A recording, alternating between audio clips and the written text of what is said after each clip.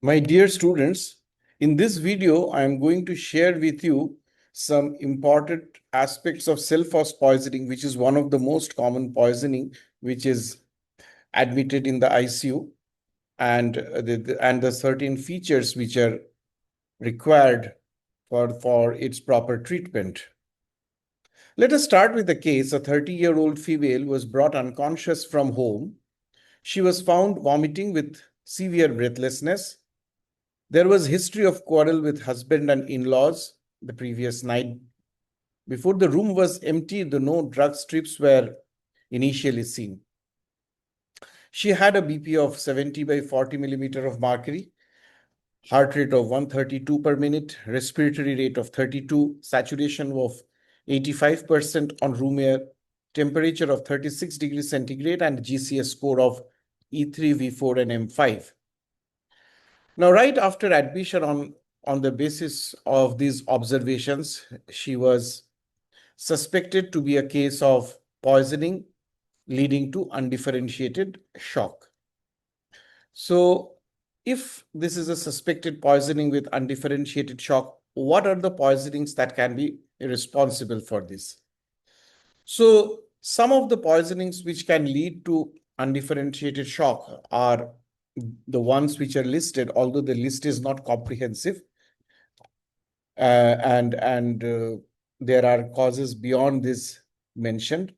But over and all, aluminum phosphide, cyanide, calcium channel blocker overdose, beta blocker overdose, organophosphorus poisoning, carbon monoxide poisoning, metformin associated lactic acidosis, the tricyclic antidepressants, sympathomimetics, opioids, all of these poisonings can lead to undifferentiated shock. Therefore, we have to get some clues on the basis of presentation to further reduce the possible diagnosis. And if the patient is having bradycardia and hypotension, then it can point towards calcium channel overdose or to beta blocker overdose or organophosphorus poisoning, compound poisoning. If the patient is having tachycardia and hypotension, as in our case, it can be because of tricyclic antidepressant poisoning. It can be because of sympathomimetics. If the patient, or of course, it can be aluminum phosphide. If it can be due to severe lactic acidosis, it can be because of aluminum phosphide. It can be because of cyanide. It can be because of metformin-associated lactic acidosis. If the patient has too much of secretions along with bronchodia, then it points towards organophosphorus poisoning. If the patient is having altered sensorium with pinpoint pupils, it can indicate opioid poisoning. If the patient is having arrhythmias along with QRS widening, it can indicate tricyclic antidepressant poisoning. So likewise, we have certain features in the patient which are evident clinically that can reduce or narrow down the list of poisonings as suspect, with the suspect to be the cause. So let us go back to the case. The patient was immediately resuscitated. Airway was secured with endotracheal tube. Mechanical ventilation was initiated. Fluid bolus was administered because the patient was hypotensive to achieve a mean arterial pressure of 65, but failure to achieve that resulted in noradrenaline infusion in small dose to achieve that. Blood samples were sent. Toxicology screening was requested. The ABG was sent, which revealed a pH of 7.05, bicarb of 9, and lactate of 11. The ECG showed sinus tachycardia with ST depression and ventricular ectopics. The point of care echo on the bedside revealed a global LV hypokinesia with ejection fraction of 25% without any regional wall motion abnormalities. Now, based upon this finding after resuscitation, what are the differentials available? One is that the patient can be an organophosphorus poisoning, but in this patient, there was no bronchodia, there was no meiosis, their fasciculations were absent. So that went against organophosphorus poisoning. The patient could have had cyanide poisoning. Again, patient had severe lactic acidosis, but there was no exposure history, no fire or smoke exposure also. So that was something going against cyanide poisoning. Metformin or drug overdose, patient did not have any medication or drug history or history of diabetes. Whether the patient was in septic shock, well, this patient did not have fever or any infection focus so as to label it as a case of septic shock either. Toxic alcohol ingestion, but we know that in toxic alcohol ingestion, there will be osmolar gap, which is the difference between the measured and the expected osmolarity. But this gap was absent here. So it does not because of ethylene glycol or methyl alcohol or propylene glycol either. And if you consider aluminum phosphate poisoning, we see that this patient was in shock. This patient had features of early myocarditis, profound metabolic acidosis, and rapid deterioration. So all of these pointed towards the likelihood of aluminum phosphide poisoning. And when NG tube was inserted, a garlic or fishy odor was noticed, and patient's family later reported that patient had access to grain storage pesticide, and relatively after searching could find out the empty packet which was labeled Celphos, and therefore a confirmed diagnosis of aluminum phosphide poisoning was made. It has to be noted that this garlic or fishy odor which is present in aluminum phosphide poisoning is because of phosphine. But as we know that phosphine is an odorless gas, then why this garlic or fishy odor? It is because it is mixed with impurities such as diphosphine derivatives, which emit that odor, and that is very distinctive. Like in cyanide, we have burnt almond kind of odor. So here also we have a garlic or fishy odor because of diphosphine derivatives which are present in the breath. So moving on to the pathophysiological effects, we know that when Celphos or Quickphos or Alphos, they contain aluminum phosphide, and this aluminum phosphide, when they're ingested, in the presence of gastric acid and moisture, they release phosphine gas, and this phosphine gas is highly diffusible, lipid soluble, and is rapidly absorbed by the GI mucosa and lungs. And upon reaching the body, they cause mitochondrial cytochrome oxidase inhibition, and therefore there is cellular hypoxia despite of oxygen delivery, as because of this mitochondrial damage, or the body is unable to utilize this oxygen, so there is no ATP formation, there is free radical generation and severe myocardial depression. All of this leads to a refractory shock, severe lactic acidosis because the body chooses the anaerobic pathway for metabolism, malignant arrhythmias because the myocardium is very sensitive, as well as leading to multi-organ failure finally. So the clinical features varies according to the time of presentation. If the patient is brought early to the hospital, we can get vomiting, we can get garlic or rotten fish odor in the breath, epigastric pain, restlessness, and hypotension. If the patient is brought after a while, between 6 to 24 hours, obviously the patient has a high likelihood of going into shock, along with severe metabolic acidosis, arrhythmias, and dyspnea. If the admission is delayed further or presentation is delayed further beyond 24 hours, in all likelihood, the patient can present with ARDS, AKI, hepatic injury, and refractory circulatory failure. The clinical diagnostic clues include a history of pesticide ingestion, sudden refractory shock in a young patient, garlic odor, and of course, rapid deterioration. There is one test which is confirmatory, although it is not done so much nowadays, but this is a theoretical interest, that bedside silver nitrate test. If we obtain the gastric aspirate and that gastric aspirate is put into the silver nitrate paper, this paper turns black because of phosphine release. So the diagnosis is primarily clinical, but typical investigations are helpful because they support the diagnosis. Like in ABG, we get severe metabolic acidosis, the lactate is very high. In echocardiography, we get global cardiomyopathy. The troponin is elevated. The chest X-ray can show pulmonary edema beyond a certain time.